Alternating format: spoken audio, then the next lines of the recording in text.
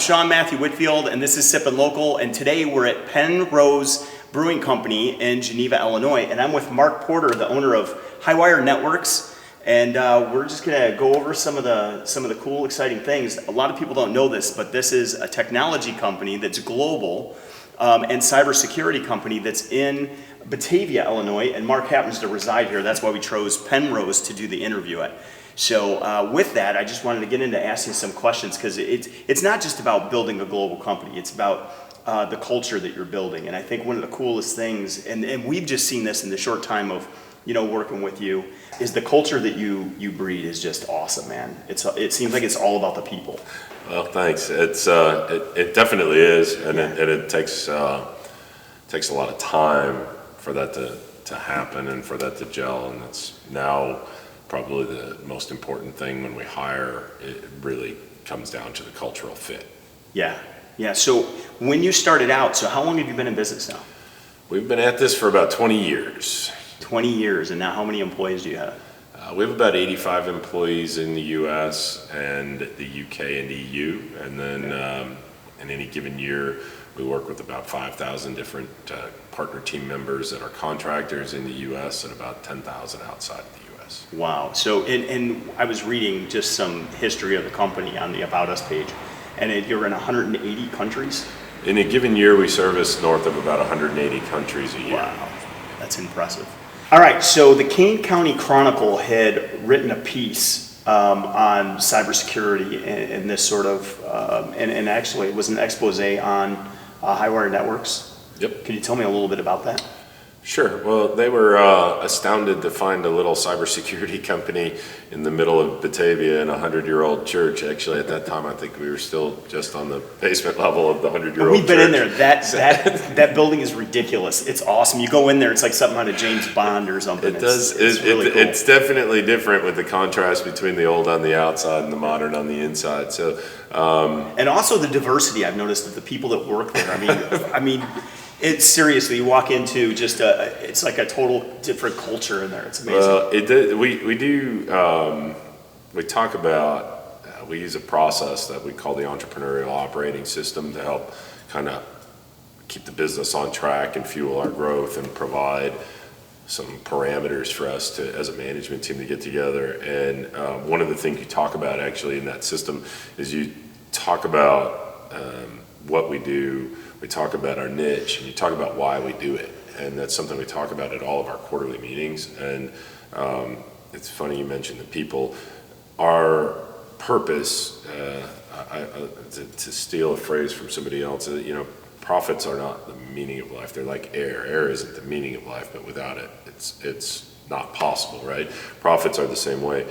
Our niche is really and our purpose, and what gets me out of bed to do this, is that we try to give people the best opportunity to do something that they might not otherwise be able to do, to be the best version of themselves that they can, and to provide a service to our customers because they're motivated along those lines and because they're feeling empowered. So it definitely is something that maybe didn't always understand. And I think that's an important thing this day and age, because people need to be lifted up and given tools. And if you can do that and be a mentor in that capacity, it's amazing what people will do. And it's just cool. I've done a lot of coaching. I worked with Tony Robbins, and to be able to help just like one person, and then they go on and they help 10 other people. And you were just like it's a ripple effect. You were just that little stone. It's not how great I was. It's just, they end up doing something that was extraordinary, and they pass it on to other people, and that has to be a really fulfilling thing for you, man. I mean, I couldn't even imagine. It is. It's actually, I just noticed this morning, actually, is my greatest mentor's birthday. He passed away a year ago, January 1st. And who was that? His name was Harold Woodall. He was an interesting guy. Harold actually had a niche of his own. He financed churches, and Harold wasn't a very outwardly religious guy, but you knew deep down he was actually just really about the heart. Just an incredible human, and I got the opportunity to eulogize him last year, and it was a great honor. Wow.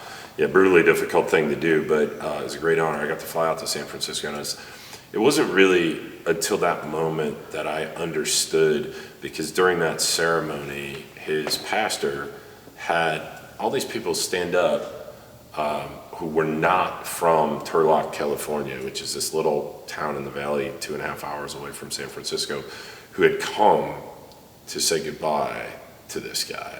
And all these people stood up, over 200 people from around the country and some from outside the United States, who each one of them actually represented a church that he had had an influence in, that he had financed or helped through difficult times. And through his travels and the stories he told me, he met people like Steve Jobs when he was a little child, because he knew Steve Jobs' father. He met Howard Schultz, the Peanuts guy, his wife, wrote him a $4 million check to help finance a church. And he met these incredible people along the way. But when you saw at his send-off, each one of those people represented somewhere between 20 and 20,000 people in a church, the difference that one human could make. For me, that was an incredible moment in my professional journey to realize that, you know, I don't finance churches or do anything on that like sort of great otherworldly scale, but we do make a difference day to day. Absolutely. And the getting involved with the kids and tying it all back to that, to me, again, I feel like I'm the lucky one to work with them, because they well, first they're keeping me young-ish, and they're teaching me new stuff every day. So I think it's important that those things that we learn, those life lessons that maybe didn't mean as much in their 20s as they do now in our 40s, as we're getting some perspective. I want to take a second and just salute your mentor, because he did a fine job. It was you are awesome, awesome, man. You are serious. So you also do some things with the high school too, as far as giving back in that manner. With is it St. Charles North or Geneva? It's actually Batavia. Yeah, that's all right. Well, See, this is what happens. You start drinking beer at 11 o'clock in the afternoon. Well, it really came from when we set down roots in Batavia in 2017 and built out the office there down the street from the high school. I found out that they had an incubator program for budding entrepreneurs, and it's actually run by Dennis Piran, the head football coach over there. That's and awesome. it's a really incredible program. It's I know Susanna likes to talk about it in terms of giving back, and has started publicizing more that we do it. But honestly, like for me, it's I feel like I'm the one that gains from it, from working with the kids. We've taken from our first intern and the incubator team that I kind of started mentoring last year to a new team this year. We've now got, I don't even know, Suzanne, I'd have to figure out how many of them are running around the office on a given day, but a lot of them now actually work for us part-time after school. A couple of folks have worked for us now. They work for us full-time as they go to college. And some of these are aspiring entrepreneurs then that are going to we actually have one team that I got involved with last year. They come in every day and they do some work for us, but they also get to work on their project. They're in their senior year now. They won, I believe, $2,500 last year in their competition. Wow. And they formed an LLC, and now they come in and they do some work for us, and like real legitimate work. One of them facilitated installation work at over 200 Starbucks facilities around the country. He was 17 years old. The hardest part was getting the kids on the phone with grown-ups. They don't like talking to adults, but once you get them through that, and so that team actually is now in their senior year working on their business to have a legitimate LLC formed, and as soon as they're actually adults and able to contract, I plan to work with them to help give them some seed money to take their business to the next level, because they've built a viable concept. Wow, that's really awesome, man. So. That's cool. Empowering the future entrepreneurs, and the free market is such an important place. I mean, it's neat to see. Yeah. It's neat to see that there's some light out there with the next generation. Yeah, for sure. I hear a lot of bad stuff about them. That's all you hear. You know, they just get beat on, lazy, and everything else in the basement of mom's home, whatever else comes out there. And that will probably get cut. But we've got this global company that's in Batavia that nobody would even really realize. It's in this church. It's super quaint, and yet 180 countries. You're providing security, electrical. I mean, it's just amazing what you've been able to build. And nobody would even think that that's in the backyard of little old Batavia, Illinois. it's funny because we even had some visitors yesterday from the West Coast come in, and an incredibly accomplished guy who's on his third venture. The first one they sold for $4.4 billion. The last one he sold for over $1 billion, and now he's on his next one. And I couldn't believe he was even spending any time with me, but I'm not sure. But he said the same thing, and a lot of people say it. And I shared that with somebody who's actually very local to Batavia, and we were talking, and they always say, well, why here? Because it's a little ways from the airport and all those things. And I said, I always say there's one big reason, which is because it's west of the river, and I live west of the river, and going east of the river is another 10 to 15 minutes to go 4 blocks. But I said that to him off the cuff, and he said, well, why not here? Because we're here. And that's the reality of it, is we all live here, we're all part of the community, and I travel a ton. I travel around the United States mostly, and we work around the world, and I have friends and networks around the world. But when you think about it, frankly, the last 3 years of my career have been the most fulfilling, actually setting down roots and establishing a permanent home here for the employees, for the team, and being a part of the community. It's been way more fulfilling than traveling around office to office and not really having sort of a place to sit down and call home. That real relationship. Yeah. All right, so Mark, next question is the growth. I mean, it's been extraordinary. I mean, every time I've talked to you, and I went on I've been following on the About Us page, and seriously, I'm I don't know that person. I was just in there, all of a sudden, I don't know, it's amazing, man. You're all this grass, you're watering, and it's just growing all over the place. I don't know, bad analogy. That's They'll get better as I drink more beer. I think largely the growth is attributed to one key factor, which was once I realized that I wasn't nearly as important as I thought I was, and started allowing other people to do what I had hired them to do, the business magically started taking off. And it didn't happen purposefully. I was just pulled in a lot of different directions. The business has been through a lot of different sort of variations over the year, and as anybody who works for me will tell you, it's a little frustrating at times because I'm constantly tinkering and reinventing.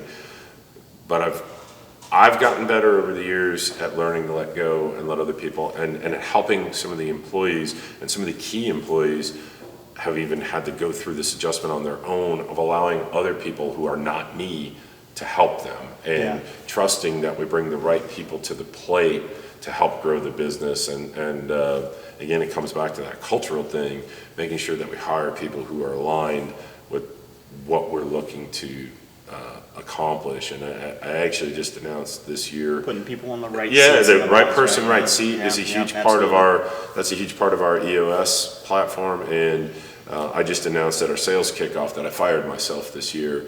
I had backslid too much into the operational side of the business, which was keeping me from doing the real important things around the strategy, around relationships, which for us, that's not just customers, which are critically important, but the stakeholders in our business, the employees. I got to have 2 conversations today because I wasn't in the meetings going on upstairs where people were doing actual heavy lifting, with employees to just coach and just say, you need to be better in the way you present that information to somebody. It's not that the information was wrong, but you didn't do a great job of helping her for next time. You're going to have that conversation again and again and again. Yeah. So being a visionary, but then also, and I know this from owning our business, it's very easy to get into, when you're a visionary, you have a way that you want it, to play out. And so you have that tendency to want to control that. And that's the hardest thing for us, is letting that go. And so that has to be a challenge for you as well. I mean, that's one of the things. This is also your baby, 20 years. I mean, how old's your son? So your business 15. Is older than your son, right? And I mean, they both drool at one point, and now you got it to the point where it's would you say it's an adolescent now, or is this a full grown? It's in its 20s, about to get married. Our business is interesting because we really have three different businesses that are all 3 at very different states, and that's part of what keeps it fresh, and that's part of, by having a system to operate the business, and by having the right team of people around. I feel very fortunate, and more so every day, is we've got the Highwire Technology Services, the installation businesses that operates all over, Yeah. that happens in some ways almost automatically. Now others would say, you know, it's a bloody knuckles bear brawl fight, a bare knuckles fight every day, and that's true, but that's just the nature of the business. But the processes and the procedures are mature and robust. The tools that we use are mature and robust. Our electrical business, our JTM electrical and technology business, is in a relatively adolescent state. We're sort of through the toddler stage. We're growing very quickly again, moving that business in the right direction and bringing in the right people. Yeah. I've got an incredible partner in that business, so day to day that it moves, and we're seeing that go. And then the cybersecurity is still very early in the life cycle of the entire cybersecurity space. The things that we're doing are not necessarily bleeding edge or cutting edge, but very close follower type stage. Yeah. And so that business is growing quickly, but it's relatively infantile in where it stands. Where it'll be at the end of the year, simply where it is at the beginning of this year compared to the beginning of last year is a quantum leap, and where the growth we're experiencing like right now today, we know that at the end of the year it's going to look totally different. We brought in real senior leadership with outstanding skills and a perfect fit culturally. So I know that business is not only going to grow, but it's going to grow the right way, and it's going to grow with a culture that will allow it to scale. Yeah, and the only way you can do that is by letting things go and raising up leaders. You have to. The control is an illusion, and now I get the luxury of spending all my time taking that vision and translating it for them and tweaking it and playing with it, but allowing them to absorb it and try to internalize it and make it their own. Do you find too, is once you start to let that go, you realize that,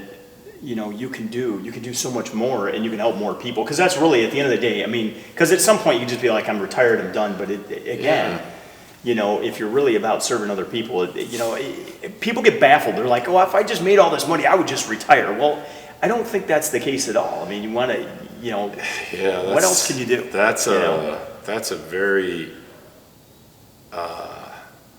so I'll share, very recently, I just crossed that bridge in November and December. Okay. We had a very bona fide opportunity to actually just exit the business. And It's tempting. well, yeah, it was, well, I said no 4 times actually.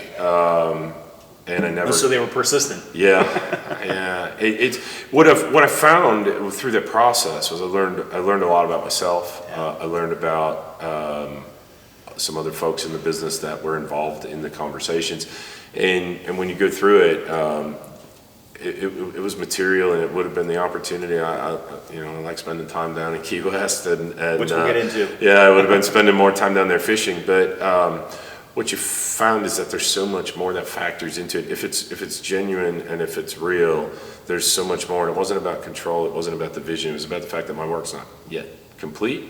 I don't know when it will be. That's awesome. But it's not now is what I came to, and the money truly. There's only a couple of times where I've had those decisions where it was about, take the money and run or not, and this one was interesting. I learned a lot about myself in the process. I learned a lot about some of the key people around me. Well, I was a big believer, like in the Marine Corps, everybody believes that they're a hero, right? And you don't know if you're a hero until the grenade's thrown on the ground. And you can say it, and listen, and I believe I'm a really good person. I would believe I would jump on that, but until the grenade is thrown in front of you, you can't say that. So that's battle tested. I think, I spent, I wasn't in the military, but I was a police officer in my early 20s, and that was one of the most formative experiences for me in dealing with human beings. Yeah. You see people at their worst every single day, and in solving problems that you're not equipped to solve, because most of the people you're dealing with, they're in a situation that is not something you're prepared for. Mental illness and drugs and alcohol and all those things. You got a gun, handcuffs, and some pepper spray and a baton, right? Those aren't exactly mental health tools. I mean, some might argue that in any case, baton. in any case, that having the ability to think on your feet and to work with those things. And I did learn, my dad was also a cop and not at all a business guy by any stretch of the imagination, but he did give me probably the best piece of advice that I ever got in business, and he probably doesn't even know it. I should probably tell him someday. The day before I left for the police academy, he sat me down, we had dinner, and he sat me down, and one of the things that he pounded into me at dinner, he said he was not going to ask me for much, because whatever he asked me for, I would do the opposite, which is great father-son talk. You've experienced those with yours, and I know I have as well. But what he did say was, I need you to know that when you're dealing with people, and they're human beings, and no matter what happens, and you won't understand this tonight, but you will understand it soon enough, no matter what happens, you can never take away their dignity. Always try to get them to say thank you when the encounter's over, no matter what happens. And I can say that with only one exception. Wow. I honored that commitment because it's true, and I didn't understand it at the time, but I did later. And that one exception came back several years after I had left. My former partner called me and ran into that man who I had completely lost my mind on. I never laid a finger on him, but I said some things to him that I regretted, because I didn't understand why this man who I thought had everything, he was, had $100,000 plus a year job. I was making $34,000 and getting spit on at night, Right. And he had a $100,000 plus year job, a family. He threw it all away. I had arrested him for DUI multiple times. This was the second or third time. Wow. And I called him a lot of names and was just I was angry at him. Yeah. I didn't understand it. Yeah. But years later, my partner arrested him, and I said, figures he was drunk again, huh? He said, nope, he was revoked from the last DUI that I had arrested him for years earlier, but he never drank again after that night. And he asked my partner if, who that guy was, if, referring to me, and if he ever, when he explained to him that I had left the department, and he asked if they kept in touch, I said yes, and he wanted him to reach out and tell me that evening, as bad as that was for me, as much as I regretted the things I said, as bad as that evening was for me, that it changed his life forever. That was his rock bottom. And so for me, it was also kind of a redemption moment, that at least something positive had come from that carry one around slip that guilt up. of, But you hate feeling like that. Yeah. But that carries out, and I try, try to do that and understand that with employees, and no matter how passionate you are and how upset you get, I always try to make sure my employees know when I'm upset or angry, because I stop talking. Because I don't want to say the things. And remembering that there's a human being on the other side, and I could use some of this advice. You have to. Nobody, and I tell them, some people will tell you that when something really bad happens and they're surprised when I'm not upset, the first thing they say is, I can't believe you're not more upset. And I said, well, nobody's going to die today. Like, it's a mistake. We might have lost some money, but it's not the type of mistake that's going to cost somebody their life. So there's nothing we can't undo. Wow. Don't do it again. It might cost you your job, but nobody died today, right? So it's, and I'm fortunate, a couple of our leaders now do have a lot of military background, and it is interesting what a difference that does make in the way they rally people around them with that. Depending on the leader. Yeah, yes. We had a lot of foo bar situations. These are more of the servant leader types. Yeah, gotcha. So, and we have a lot of assets and resources that starts locally, and we've committed our Chief Information Security Officer, who's got 25 years of experience in protecting data networks that's sensitive, like Boeing's network, protecting it from the Air Force hackers who were designed to constantly crack the Boeing network as part of the contract. We're leveraging Phil out in the community, having him speak on panels here locally, putting together an event actually that's free to local business leaders, local technology leaders, actually to come in and do a simulation of a cyber attack. So he'll walk them through in the morning how to build a plan and a strategy, and then in the afternoon do what they call tabletop gaming, which is, here's the scenario, work as a team, how do you respond when the proverbial crap hits the fan, right? And so that's with the cybersecurity business, that's a critical part, because it's more than just about making money. I mean, cybersecurity is very complicated, very confusing, and it's something that frankly we think everybody needs to be aware of, and everybody has to do their part in trying to prevent it. Do you ever find too that like when people don't understand something, it becomes like super intimidating? So there's two people, right? There's the one that's going to go out and tackle it, but more than likely it's the person just kind of buries their head in the sand. And they're like, well, that's above my pay grade, or, they don't really understand it, so then they neglect it. Yeah, sadly enough, my opinion, and I think collectively our professional opinion is that most people are actually taking that approach. They're resigned to the fact that they're probably going to be breached. Unfortunately, that's just not good enough when it comes to protecting your customers, because sadly, if you look at the data that's out there, 76% of all customers say that they wouldn't want to do business with somebody that they didn't think was protecting their data and their information. I actually believe, unfortunately, 100% of consumers are not educated enough to make a decision on whether you're actually protecting their data. But they know it's a risk, and for businesses, it's irresponsible to not be doing it. For your employees, for your customers, and for all of your stakeholders, it's irresponsible not to be protecting their information. All the way down to your phone. I mean, you're carrying around more information on your phone than probably on your laptop. Absolutely, and you start clicking links and stuff that you don't know where it goes to. I mean, those are the gateways right into, whether it's your email or it's, through a web form. We get web forms all the time that are filled out, and, they're from the Czech or they're from Russia, and, so we just delete them. We don't open up anything. But I think if people just took some of those, steps, even just, the simple things you can control. Just educating, and that's, so it starts, cybersecurity, our approach to it is that it's not actually a technology problem. It's a business problem. And technology won't solve all of the problems, because at the end of every device is somebody who's doing things that they may or may not even understand the ramifications. That's how ransomware breaks out, is typically through going after the weakest link. I saw a cartoon published in the Cybersecurity Review, and I sent it to the entire company. And I said, Phil, our CISO has narrowed down all of the risks into two groups: everybody who works here and everybody who doesn't. So, and that's the reality of it. It's really about people. And so what we've tried to do is take a common sense approach and say, we'll bring some technology tools and we'll manage them for our partners and help their customers.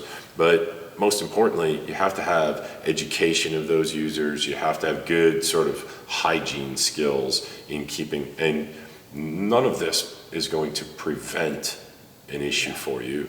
All we're trying to do is, when there is an issue, make sure you have a plan, make sure you know about it as fast as possible, isolate the problem as quickly as you can, and minimize the damage. That's awesome. And that we can actually have a drink, beer, because that's some exciting stuff for most people right now. I'm just kidding. You know what? It's so alarming that people need this stuff, but it's not something that you usually sit down and have a beer over, but more people should. And that's why we're doing this at Sippin' Local. So, all right, so at Penrose Brewing Company here in Geneva, and I'm sitting down with Tom, and what's your last name? I didn't even ask. Corder, K-O-R-D-E-R. Cool. Nice to meet you. Nice to meet you. I'm Sean Whitfield, and this is Mark Porter. So I want to thank you for having us out today in Highwire Networks, and this has been an awesome interview with Mark, but I wanted to give some time to you guys, because this is just awesome. I mean, 15,000 square feet, amazing brewery. Did the hyper tour. It took me longer than any of the other breweries that I went to in St. Charles or around this area. So tell us a little bit more about Penrose. Well, yeah, so we've been open for about 5 years now, just over 5. I think we're coming up on our 6-year anniversary. So 2014 is when we first released our first batch of beer. Right here in Geneva. We've been brewing ever since, just kind of making our own way in this little area. So we've got about 10 employees here at Penrose, all making our beer on site. Awesome. And you have a party room, so if Mark ever had a company event. Saw that earlier. Nice, awesome. With all the kegs, so I think that'd be kind of a cool event. I'm just starting to book stuff for it. And any way I can get you business, But yeah, man, so what events do you have during the week or, a month For the most part, our tap room behaves similarly to a bar. You're able to come in, try a bunch of different beers, have a flight so you can have a sample of 4 different beers and see which one you like and learn about things from our bartenders. We usually do trivia nights on Wednesday night. We have everything from yoga events in our barrel cellar to trivia to bites and flights where we team up with a local restaurant to kind of pair some of their food with our beer, to food trucks and everything in between. So a little bit of everything around here. Yeah, and I think we were here for one of the barbecue. It was out of Chicago. It was amazing, by the way. I don't know how they were able to reheat things and have it taste like it came off the smoker, but that was great. So, but thank you again for, letting us come out. All right, to Sippin' Local, thanks guys, I appreciate it. Cheers. Thank you, Sean. Nice to meet you, Tom. Absolutely.